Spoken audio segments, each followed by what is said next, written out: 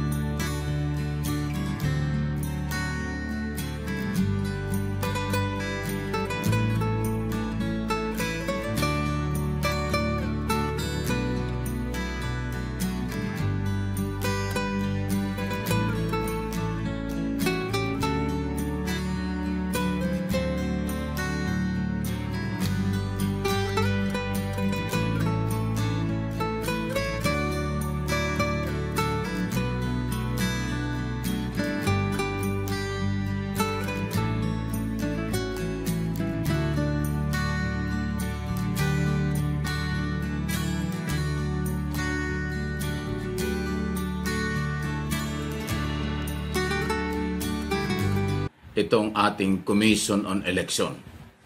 Dahil under the law, sa ating saligang batas, COMELEC talaga ho ang naghahanda para sa ating eleksyon. Hindi lang national, lahat ng eleksyon, local, barangay, kung ano man hanggang presidential, katulad ng gagawin natin sa Mayo ng 2022. Election yan, COMELEC talaga ho ang inaatasan ng batas ng mga siwa sa ating halalan. Kaya ko ito'y naitatanong at nababanggit kasi ho, malaki ang responsibilidad ng COMELEC para sa demokrasya ng ating bansa, para sa paglalagay ng mga taong ihahalal ng taong bayan. Ibig sabihin, yung gusto ng taong bayan ang dapat masunod sa kung sino ang kailang iboboto sa araw ng eleksyon. Hindi ho ba? Kaya napakahalaga nito. Tulad ng binanggit ko, napakahalaga ng responsibilidad at gagawin ng COMELEC. Pero huwag nating iasa lang sa COMELEC, dapat tayong mga mamayang Pilipino, mga botanteng Pilipino hindi, dapat to ay maging vigilant din po pagdating ng eleksyon, before, during, and after election, para ho sa ating paniniwalang kung sino ang talagang ibinoto ng tao, yan ang lalabas sa mga posisyon, especially sa presidential. Isama natin hanggang local position. Kaya ko ito binabanggit dahil alam po ninyo,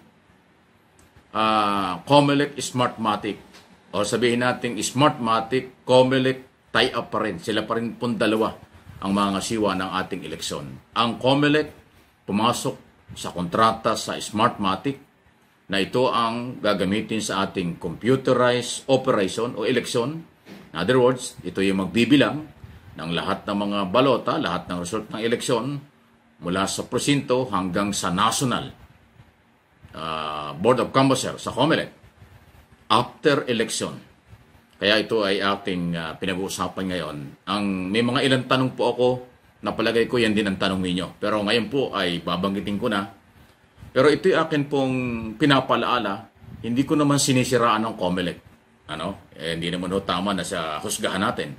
Ang akin lang hong apila at sinasabi rito, nakahanda na ba ang COMELEC? Talaga bang pagkakatiwalaan na natin ang COMELEC at Smartmatic? Kasi ito po ay pinagdudahan ng mga Marcos supporters at mismong si Bongbong Marcos noong eleksyon ng 2016. Kung yung mga gunita, ako ay nag-cover ng live sa television yung counting na yan . After election, nagbilangan na kami. Nasa Davao City ako noon, live sa television. Pagdating ng gabi, at maghahating gabi na, nagpahinga kami. At dahil nagpahinga rin ang pagbibilang, pero pagising natin ng madaling araw, alas 4 yata, alas 5, iba na ang figures na naglalabasan. Bago kami natulog noon, bago tayo lahat natulog, lamang si Marcos. Pero pagising natin ng madaling araw, nakakalamang na si Leni Robredo, na siyang kalaban ni Marcos sa vice presidential candidate noong mga panahong yon.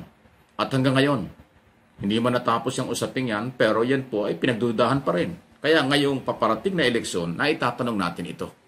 Nakahanda na ba ang COMELEC? Sila ba ay talagang hindi na pagdudahan? So ayan po. Okay, ang ibang mga tanong ko rito, at alam kong tanong din po ninyo, yun nga, ulitin ko, ready na ba? Nakahanda na ba ito? Smartmatic COMELEC. Hindi na ba pagdududahan ang kailang operasyon? Magiging katanggap-tanggap ba ang mga resulta na bibilangin itong Smartmatic operation? Wala na bang dayaan? So mahalaga po yung tanong na yan. At sila lang ang makakasagot nito. Okay? Magiging mabilis na ba ang bilangan at maagang matatapos at maayos na resulta mula presinto, papunta ng munisipyo, kapitolyo, provincial at regional office ng COMELEC hanggang sa national? Ready na ba talaga ito?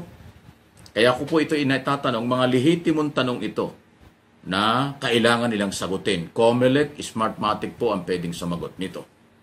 Inuulit ko yung sinabi ko, marami pa rin mga Pilipino until now nagdududa sa operasyong ito. Pero wala tayong magawa kasi pinasok ng COMELEC, nirenew yung kontrata ng Smartmatic, ating gagamiting computerized election this coming 2022 election. Kung yung mga gunita, 2010, 2013, 2016 at 2019 election, ginamit na ito. Pero ang pinaka naging makulay ay yung 2016. Lalo na ho sa vice presidential candidate. Yan ang dahilan kung bakit nagpunta sa Presidential Electoral Tribunal si Bongbong Marcos sa kanyang paniniwalang nadaya siya or nagkaroon ng problema ng bilangan noong 2016. Okay? Kaya ngayon na mag-i-eleksyon tayo, yan po ay ang mga pagdududang yan, lalo na po ng mga supporters, hindi pa rin nawawala. Kaya mahalagang ito ay tanungin natin sa COMELEC kung paano pinagandaan, paano sila nag-adjust, at paano ang assurance na hindi ito makakalikot or magagalaw ng iba para mag-iba ang operasyon o mag-iba ang result ng eleksyon. Alam niyo, tayo po ay lahat ay nakatutok sa operation pakilala ngayon ng mga kandidato. Paano patuloy ang paghahanda ng mga supporters, followers, at individual candidate, especially sa national position. Sa ngayon, continuous na. Painit ng painit yan hanggang sa dumating ang aktual na kampanya sa February. Pero napansin ko na parang walang yata nagtatanong. Napansin ko na parang walang nakatutok sa issue ng COMELEC Smartmatic operation. Napakahalaga po nito. Tayo ba ay kontento na? Kayo ba ay kontento na sa mga naunang paliwanag ng COMELEC na ito ay walang problema? Kontento na ba kayo sa mga paliwanag na ito ay hindi ito nagagamit sa maling bilangan or operation na papabor sa isang kandidato, isang political party? Although nung mga nakaraang eleksyon, sinasabi nila walang pagpapatunay, walang ebidensya. Pwedeng totoo yun. Pero alam nyo, ang pinakamahirap at pinakamasakit at isa sa mga pwedeng maging dahilan ng maging problema ay yung kawalan ng tiwala ng mga botante at followers sa operasyon ng COMELEC Smartmatic. Kaya inuulit ko, mahalaga pong hindi masama na paulit-ulit magpaliwanag ang COMELEC ano itong operation ito. Pagkakatiwalaan na ba ito?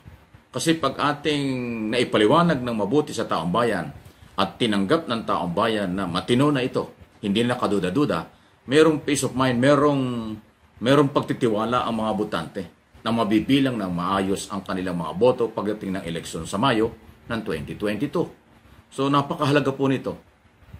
Nakakalimutan lang talakayin sa dami ng mga isyu naglalabasan, pero ito ay mahalaga. Anyway, meron pa namang panahon, halos 6 months pa bago dumating ang eleksyon. Pero baka makalimutan. Pwedeng kulitin ng mga political party, ng mga kandidato mismo ang COMELEC tungkol sa isyong ito. Kahit ang mass media, pwede rin mangulit. Kaysa sa kung ano-ano mga napapag-usapan sa mga briefing at kung ano-ano naitatanong, baka ito ay pwedeng ulitin ulit.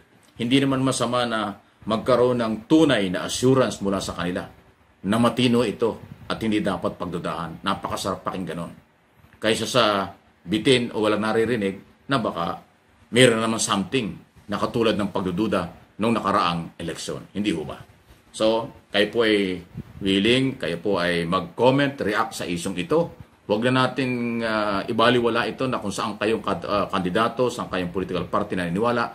Para sa lahat po, pag sinabing Smartmatic, COMELEC operation, lahat ng botante at lahat ng kandidato, mga opposition, administration, lahat dyan aasa.